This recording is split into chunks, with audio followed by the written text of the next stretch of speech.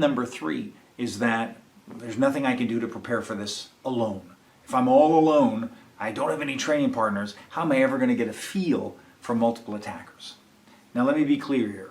There is definitely advantage, and I strongly urge any opportunity that you have to get in there with a group of people. There's all sorts of exercises that you need to do if you have a chance with more than one attacker. You need groups if you have them. But to say that you cannot prepare without a group is completely wrong. Self-defense training for me is kind of like an iceberg. We know that the majority of the iceberg doesn't poke its head above water. It's all underneath the water. And in exactly the same way, that little peak of ice that's popping up above the water in self-defense training is the actual event, the potential event of fighting. But the mass majority under the water is what really matters, and that's everything else. That's the pre-combative and the post-combative preparation. Detection, awareness, understanding of use of force, avoidance, de-escalation and diffusion, post-incident recovery, all of that, the psychology and the science, the tactics and the strategies, all of that is under the water in that iceberg. And all of that can be trained not only entirely alone, but even in your everyday to-day life.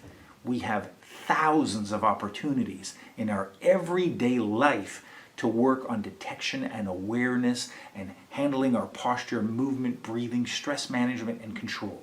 And we will have a mass of solo drills in this download to that end. Even that minority of the event that pokes up above the water, like the peak of that iceberg, although it can heavily be benefited by having partners, there are still exercises that we can do alone. There are tons of drills that we can do with tape marks on the ground or with simple obstacles, as we'll see, that'll get us ready for attacking in multiplicity, for moving, for evading, and for recovering from the many types of ambushes, fumbles, and stumbles that we can encounter. So there is simply a lot of work, the vast majority of it, that not only can be done solo, but usually must be done solo in order for you to be ready for partners or for multiple stimuli.